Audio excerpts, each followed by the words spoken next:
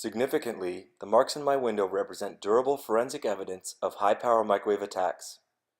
After extensively scraping tape off the inside of my window with razor blades and cleaning the window twice with glass cleaner and paper towels, the two beam marks were still there 1 month later in the exact same spots when I again steamed up my apartment as a crude shield against yet another life-threatening directed energy assault. If a beam of microwaves is powerful enough to cause permanent changes to glass, then just imagine what it can do to the soft tissues of the body, especially electrically active organs such as the heart and brain. Use of these high-tech implements of torture and potentially deadly weapons by lone wolf assailants or organized crime networks is covert domestic terrorism. Not only can microwave signals pass readily through glass, they also easily penetrate materials such as curtains, wood, drywall, fiberglass, concrete, and masonry, including bricks and stone. This makes microwave-based directed energy weapons the ultimate stealth weapons for covert attacks. In addition to assaults between high-rise buildings, I know from first-hand experience that the criminals in Vancouver use these types of weapons for covert attacks between adjacent units in the same high-rise building, for attacks from concealed locations in public spaces such as shopping malls and train stations, and for attacks from a mobilized platform in the back of a delivery truck, as depicted here. Microwaves are high-frequency radio waves. Perpetrators can carry out covert assaults using directed energy weapons that emit microwaves or lower frequencies of radio waves. These assaults can have very dangerous effects on victims without leaving obvious injuries on their bodies.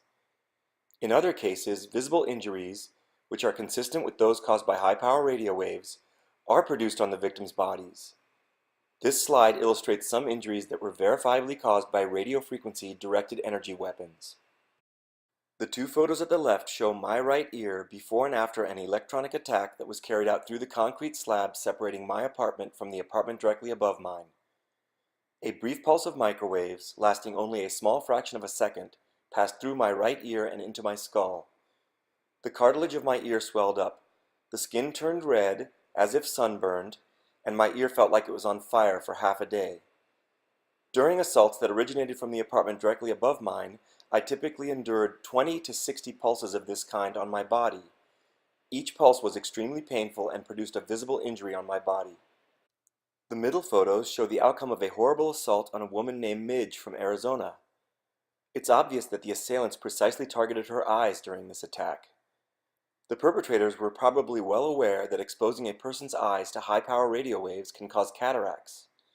If the weaponized radio waves are pulsed at biologically relevant frequencies, the directed energy can also have dramatic effects on the victim's brain activity, including the induction of devastating seizures. The photo at the right shows some of the many non-ionizing radiation burns that have been sustained by James, a targeted individual who lives in Oregon. For a number of years, James has been repeatedly tortured in this way by his neighbors, who are members of an organized stalking and electronic harassment network operating in his local community. The governments of Canada and the United States of America have long been aware that Cherenkov generators have been used as high-power microwave weapons. For instance, this is openly acknowledged in these unclassified conference proceedings published in 1995, which are entitled High-Power Microwaves. For example, see the paper on high-power microwave development in Russia.